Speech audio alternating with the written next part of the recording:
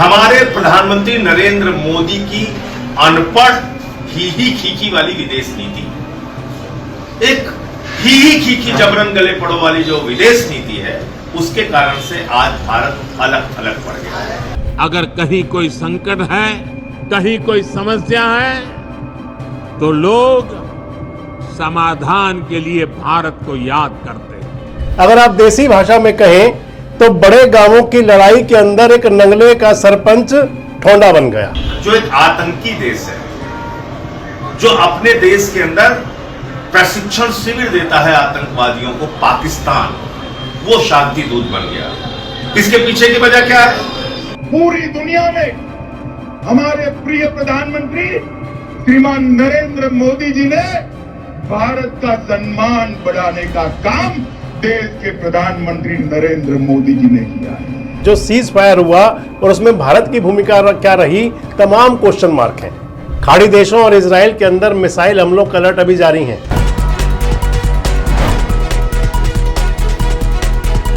दोस्तों नमस्कार, मैं संजय मग्गू और मौजूद हैं देश रोजाना के डिजिटल मीडिया मंच पर। ईरान और अमेरिका के बीच 40 दिन का जो युद्ध था वो 2 हफ्ते के लिए अब सीज फायर हो गया है। इस सीज फायर पर इजराइल ने भी अपनी सहमति जता दी है। अब चर्चाएं हैं कि सबका यानी कि सीज फायर का सूत्रधार कौन था। सीज फायर पाकिस्तान ने करवाया, चीन की क्या भूमिका थी, भारत अब कहां खड़ा है, तमाम बातें हैं और इन सब के पीछे क्या है आपसे विस्तृत बात करूंगा। पिछले 3 दिन से आप सुन रहे होंगे ट्रंप को, अमेरिकी राष्ट्रपति, आज रात पूरी सभ्यता खत्म हो जाएगी, ये धमकियां थी अमेरिका की। और ऐसी धमकी के बाद अमेरिका और ईरान के बाद सीज फायर कहने के लिए फिलहाल दुनिया के सभी देशों ने राहत की सांस ली है। कच्चे तेल के रेट कम हो गए, सेंसेक्स चढ़ गया, मार्केट में उछाल आ गया। लेकिन इसके साथ ही बात चल पड़ी कि आखिर सब था क्या। एक और बड़ी बात हो गई कि अमेरिकी राष्ट्रपति डोनाल्ड ट्रंप की अमेरिका में थू थू की खबरें, यानी कि अमेरिका में उन पर लानत कुलानत की बातें चल रही हैं। ईरान और अमेरिका के बीच जो तनाव था, इस सब के बीच सबसे बड़ी राहत खबर यही है कि दोनों देशों ने 2 हफ्ते के सीज फायर पर सहमति जता दी। फिलहाल ये हो गया कि अब जंग रुक जाएगी, उम्मीद पूरी है। अमेरिकी राष्ट्रपति डोनाल्ड ट्रंप ने इसका ऐलान किया है। इधर ईरान की तरफ से भी कहा गया और उधर नेतन्याहू ने भी कहा कि ये बिल्कुल ठीक है। और इस सब के पीछे बात आई कि पाकिस्तान की भूमिका जो है वो बहुत बड़ी हो गई। पाकिस्तान मध्यस्थ बना इसके अंदर। अगर आप देसी भाषा में कहें तो बड़े गांवों की लड़ाई के अंदर एक नंगले का सरपंच ठोंडा बन गया, यही कह सकते हैं। और पाकिस्तान इस पर अपनी पीठ थपथपा सकता है आज। लेकिन बड़ी बात है, यह समझौता हुआ कैसे? इस समझौते के तहत स्ट्रेट ऑफ हॉर्मुज को खोलने और आगे बातचीत शुरू करने का रास्ता साफ हुआ तो कैसे हुआ? हालांकि जमीनी हालात अभी भी पूरी तरह सामान्य नहीं हुए हैं। दोनों तरफ से कहीं ना कहीं तनाव की बातें हैं। इस समझौते के पीछे माना जा रहा है कि ईरान की 10 शर्तें और अमेरिका की 15, इनके बाद सारी बातें शुरू हुई। सबसे पहले बात थी कि ईरान की 10 शर्तें जिन्हें अमेरिका ने स्वीकार कर लिया। ट्रंप ने कहा कि हम इन शर्तों को मानते हैं, इन शर्तों को मानने के लिए तैयार हैं। उस शर्त के अंदर सबसे महत्वपूर्ण है कि जब तक युद्ध विराम रहेगा, ना तो अमेरिका हमला करेगा और ना ही ईरान कोई गलत कदम उठाएगा, यानी कि ईरान भी पहल नहीं करेगा। इजराइल ने भी कुछ अपने अंदाज में इस पर सहमति जता दी। आइए जानते हैं सबसे पहले कि आखिर ईरान की वो कौन सी 10 शर्तें थी जिस पर सहमति बनी। तो ईरान की जो सबसे पहली शर्त थी कि कोई हमला नहीं किया जाएगा, अमेरिका संयम बनाए रखेगा और कोई आक्रामकता नहीं दिखाएगा। दूसरा था, ईरान को यूरेनियम संवर्धन करने से रोका नहीं जाएगा। तीसरा, हॉर्मुज पर ईरान का कंट्रोल पूरी तरह बरकरार रहेगा। चौथा था, यूएन ईरान के खिलाफ अपने सारे प्रस्ताव वापस लेगा। 5वां था, प्राथमिक और द्वितीयक यानी कि प्राइमरी और सेकेंडरी ये जो प्रतिबंध थे इनको तत्काल हटाया जाएगा। 6वीं थी, ईरान पर लगे सभी अमेरिकी प्रतिबंध हटाए जाएंगे। 7वीं है, युद्ध में जो नुकसान हुआ ईरान को उसकी भरपाई अमेरिका करेगा। 8वां हुआ, अंतर्राष्ट्रीय परमाणु ऊर्जा एजेंसी यानी कि IAEA के प्रस्तावों को खारिज किया जाएगा। 9वीं है, अमेरिका अपने सैनिक ईरानी क्षेत्र से हटाएगा। 10वीं है, लेबनान और अन्य क्षेत्रों से हमले तुरंत रोके जाएंगे। अमेरिका ने ईरान की 10 शर्तें मानी और इन 10 शर्तों को मानने के बाद में अपनी 15 शर्तें भी कही। जो अपने प्रस्ताव रखे अमेरिका ने ईरान के सामने, वो 15 प्रस्ताव यानी कि 15 शर्तें कुछ इस प्रकार थी। सबसे पहली है कि ईरान को 1 महीने का सीज फायर करना होगा।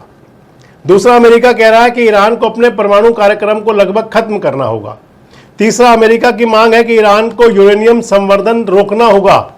चौथी है सभी न्यूक्लियर सामग्री इंटरनेशनल एटॉमिक एनर्जी एजेंसी को सौंपनी होगी।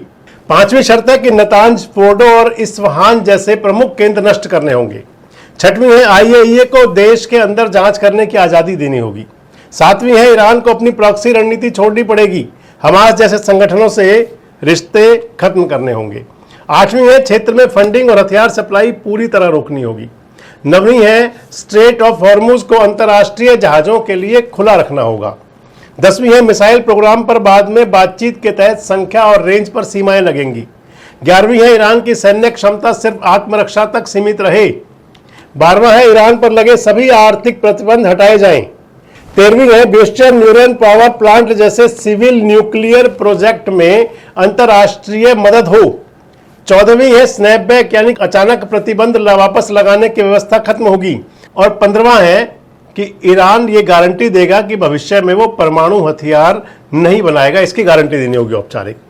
तो ये वो शर्तें थी जो अमेरिका ने रखी। अब बात आ जाती है कि किसकी शर्तें ज्यादा दमदार हैं। अमेरिका ने ईरान के सामने लीबिया जैसी शर्तें रखी हैं। 2003 में लीबिया को भी अमेरिका ने इसी तरह शर्तों में फंसाया था। उस वक्त वहां के नेता मुअम्मर गद्दाफी अमेरिकी चालों को समझ नहीं पाए थे। आखिर में 8 साल बाद उन्हें जान से हाथ धोना पड़ा था। ईरान इस मामले में थोड़ा होशियार है, जैसा दिख रहा है। ईरान ने अमेरिका को 2 मामलों में फंसा लिया है। पहला तो उस मामले की गारंटी उसे दी जाए कि उस पर आगे से कोई हमला नहीं होगा। यह गारंटी अगर ईरान को मिलती है तो फिर मिडिल ईस्ट में उसका दबदबा पूरी तरह से फिर कायम रहेगा। अब बात कर लें युद्ध विराम के अंदर पाकिस्तान की भूमिका और भारत के अंदर इसका क्या असर है। अगर सबसे पहले कहें तो भारत की तरफ से इस युद्ध विराम पर सराहना की गई है। भारत की तरफ से भारत के विदेश मंत्री जो हैं जयशंकर, उन्होंने कहा है कि ये युद्ध विराम पूरी दुनिया के लिए बेहतर है। हालांकि ये जरूरी एक बात हो जाएगी कि संसद सत्र के दौरान जयशंकर साहब ने ये कहा था कि पाकिस्तान अगर दलाल की भूमिका में है तो हम दलाली नहीं कर सकते। खैर, अब दलाली का उन्होंने स्वागत कर दिया। दूसरी बात यह कि भारत के अंदर इस बात को लेकर के, यानी कि जो सीज फायर हुआ और उसमें भारत की भूमिका क्या रही, तमाम क्वेश्चन मार्क हैं। जो विपक्षी राजनीतिक दलों के नेता हैं वो तो पहले से ही कह रहे थे, और युद्ध विराम के बाद में तमाम पुरानी पोस्ट मोदी जी की आप देख लीजिए। इसके अंदर मोदी जी कह रहे थे कि अब भारत से बिना पूछे कुछ नहीं होता। इसको लेकर के उन्हें ट्रोल किया जा रहा है। कांग्रेस के यूथ के राष्ट्रीय अध्यक्ष हैं, उनकी तरफ से ट्वीट किया गया है, देखिए आप इसे। अगर कहीं कोई संकट है, कहीं कोई समस्या है, तो लोग समाधान के लिए भारत को याद करते हैं। ये मोदी जी का भाषण है जिसको ट्वीट किया उन्होंने। और दूसरी तरफ अमित शाह के भाषण को भी ट्रोल किया जा रहा है, जिसके अंदर अमित शाह कह रहे थे कि भारत कौन सी भूमिका में है। पूरी दुनिया में हमारे प्रिय प्रधानमंत्री श्रीमान नरेंद्र मोदी जी ने भारत का सम्मान बढ़ाने का काम देश के प्रधानमंत्री नरेंद्र मोदी जी ने किया है। आज दुनिया में कोई भी समस्या हो, जब तक भारत के प्रधानमंत्री मोदी जी का बयान नहीं आता, दुनिया कभी भी समस्या पर अपना विचार तय नहीं करती है। और इसके साथ आम आदमी पार्टी के संजय सिंह पूरी तरह से इस समय वो तो हमेशा आक्रामक मूड में रहते हैं और प्रधानमंत्री पर तमाम प्रकार के तंज कस रहे हैं। सुन लीजिए संजय सिंह को। पूरे दुनिया के लिए एक राहत की खबर है कि अमेरिका, ईरान और इजराइल के बीच चल रहा युद्ध 15 दिनों के लिए शांत हुआ है। 15 दिनों के लिए युद्ध विराम लगा है। लेकिन ईरान को नजर रखनी होगी अमेरिका और इजराइल के ऊपर, क्योंकि वो धोखे से वार करने के लिए जाने जाते हैं।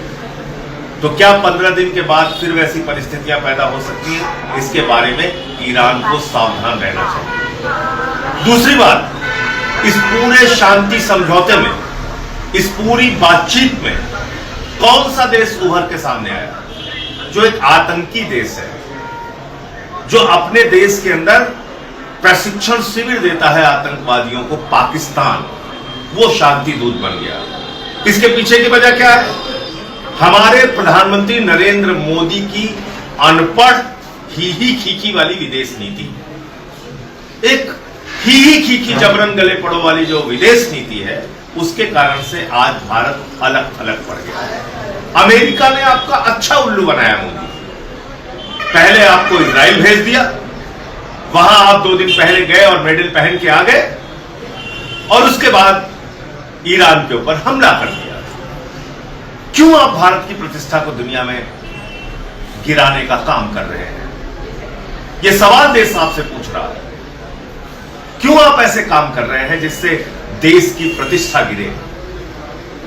हम राष्ट्रपिता महात्मा गांधी के देश हैं, हम महात्मा गौतम बुद्ध के देश हैं, पूरी दुनिया को शांति का संदेश देते हैं, लेकिन अमेरिका ने आपको अपने परंपरागत मित्र ईरान से अलग कर दिया, आपको अपने परंपरागत मित्र रूस से अलग थलग कर दिया और कहा कि आप रूस से तेल नहीं खरीदोगे। आपने उसके सामने घुटने टेक दिए।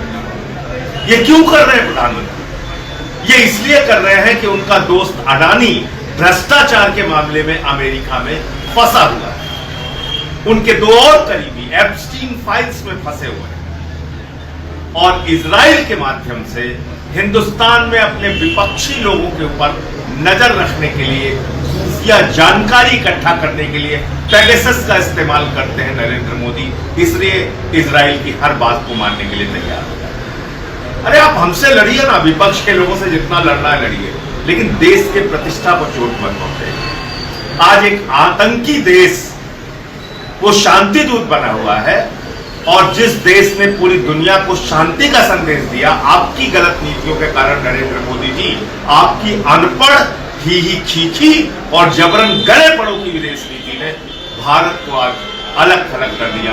यह हम सब के लिए बहुत दुख और अफसोस की। तो ये स्थिति है भारत के अंदर।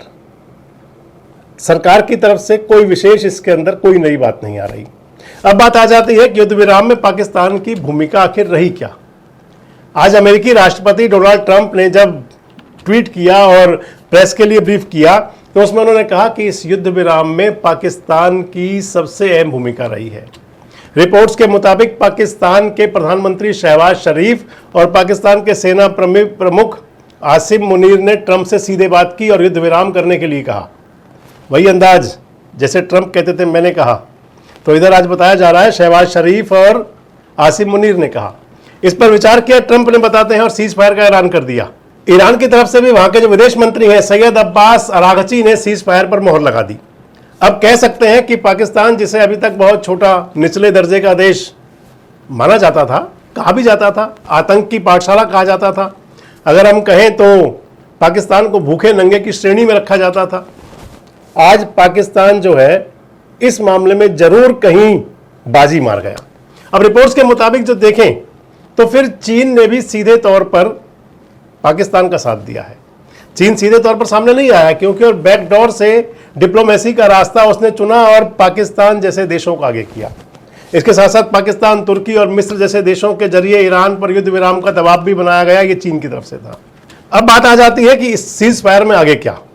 तो इस सीज फायर के लिए इस्लामाबाद में आगे बातचीत होंगी, बैठकों के दौर चलेंगे।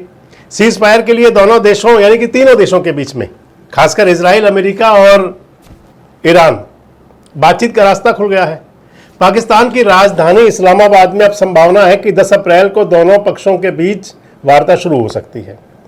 सीज फायर के बावजूद अगर देखें तो अभी तनाव की बातें भी हैं। हालांकि कागजों पर सीज फायर पूरी तरह से हो चुका है, लेकिन जमीन पर अभी ये कह सकते हैं कि एक जैसे माहौल हुआ करता तूफान से पहले वाली शांति का, कुछ वैसा ही माहौल है। खाड़ी देशों और इजराइल के अंदर मिसाइल हमलों का अलर्ट अभी जारी हैं। संयुक्त अरब अमीरात, सऊदी अरब, कुवैत और बहरीन जैसे देशों में एयर डिफेंस सिस्टम आज भी सक्रिय है। अब साफ इससे हो जाता है कि क्षेत्र में खतरा भी टला है, लेकिन स्थिति नाजुक है। इजराइल और ईरान के बीच जो हमले हैं वो भी पूरी तरह बंद नहीं हुए। दोनों तरफ से जवाबी कार्रवाई जारी रहने की खबरें भी सामने आ रही हैं, और इससे संकेत मिलता है कि सीज फायर को लागू होने में अभी समय लग सकता है। अब एक बात और आ जाएगी कि आखिर इस सीज फायर के पीछे सबसे बड़ी वजह क्या बनी। तो सबसे बड़ी वजह बनी स्ट्रेट ऑफ हॉर्मुज। सबसे बड़ा विषय जो बना, इस पूरे संघर्ष का सबसे बड़ा केंद्र रहा स्ट्रेट ऑफ हॉर्मुज। दुनिया के बड़े हिस्से में तेल और गैस यानी कि कच्चे तेल, इस सब की सप्लाई इसी रास्ते से होती है। ईरान ने इस जल मार्ग पर अपना नियंत्रण पहले से ही है और कड़ा कर लिया था। इससे वैश्विक अर्थव्यवस्था पर भारी असर पड़ रहा था, चाहे वह अमेरिका की बात हो और चाहे अन्य देशों की। उन देशों के अंदर भी दबाव था। आर्थिक असर और अंतर्राष्ट्रीय दबाव ये सीज फायर के लिए महत्वपूर्ण विषय बना। वैश्विक बाजारों में जो आप देखें, मैंने आपको पहले ही बताया वीडियो के शुरू में, इस सीज फायर का जो असर है वो सकारात्मक जा रहा है। अमेरिका के तेल की कीमतों में अब 17% से ज्यादा की गिरावट आई है। जापान और दक्षिण कोरिया के शेयर बाजारों में तेजी रही है और इसका असर पूरे विश्व पर जा रहा है। अब बात आ जाएगी डोनाल्ड ट्रंप की। अपने आप में सबसे अधिक पावरफुल ट्रंप इस समय सबसे अधिक छीछलेदारी के शिकार हैं। न केवल अमेरिका बल्कि पूरी दुनिया के अंदर उनकी छीछलेदारी हो रही है। माना जाता है अमेरिका देश विश्व का सबसे बड़ा देश है और है भी। हर मामले में अमेरिका की जो भूमिका रहा करती है निर्णायक वाली होती है। अगर कोई ना माने तो थोप भी देते हैं। जैसे भारत और पाकिस्तान के बीच जो था ऑपरेशन सिंदूर, उसका श्रेय हमेशा लेते रहे डोनाल्ड ट्रंप। शांति और समृद्धि की बात भी करते हैं। वहीं अमेरिका ईरान पर अपना अधिकार जमाना चाहता था, ये साफ था। अमेरिका ने कई बार, यानी कि खुद डोनाल्ड ट्रंप ने कई बार कहा कि उनका जो कच्चे तेल का भंडार है मुझे बहुत प्यारा लगता है, मेरी नज़र है उस पर।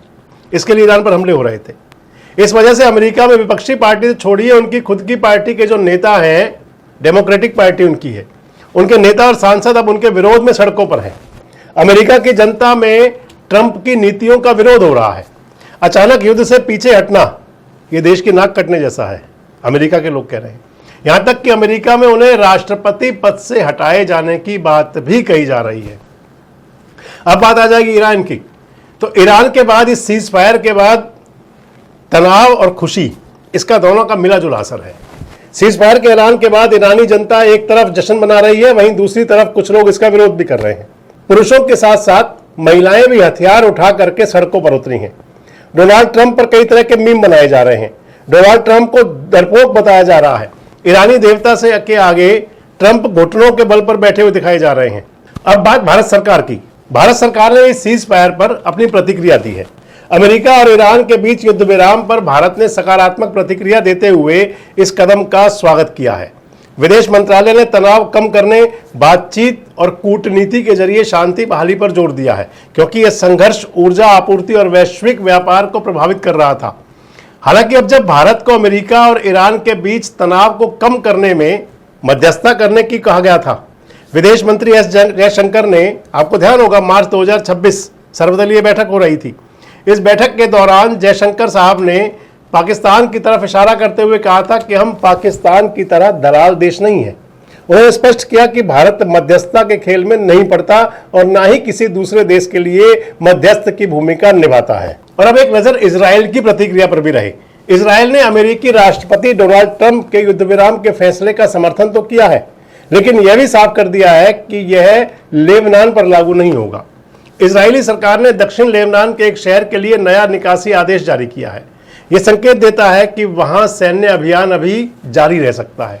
इजराइल ने कहा कि वह अमेरिका के फैसले का समर्थन तभी करेगा जब ईरान तुरंत जल डमरू मध्य, यानी कि वही हॉर्मुज़ स्ट्रीट जल डमरू मध्य खोले और क्षेत्र में हमले बंद करें। साथ ही इजराइल ने यह भी स्पष्ट किया है कि वह अमेरिका के उन प्रयासों के साथ है जिनका उद्देश्य सुनिश्चित करना है कि ईरान भविष्य में परमाणु मिसाइल या आतंकी खतरा न बने। ऐसे सीज फायर कितने दिनों के लिए रहेगा, यह स्पष्ट नहीं कहा जा सकता। नजर रहेगी आने वाले दिनों पर। वर्तमान में तो ये कह सकते हैं कि 2 सप्ताह के लिए यह सीज फायर का ऐलान हो गया है। आपको क्या लगता है? कमेंट बॉक्स में अपनी प्रतिक्रिया जरूर दें। जुड़े हमारे साथ, देखते रहें देश रोजाना। हमारे साथ जुड़े रहने के लिए सब्सक्राइब करें देश रोजाना के YouTube चैनल को और नई वीडियो की नोटिफिकेशन पाने के लिए बेल आइकन जरूर दबाएं। अगर आप ये वीडियो Facebook या Instagram पर देख रहे हैं तो पेज को लाइक और फॉलो जरूर करें और ज्यादा से ज्यादा शेयर करें।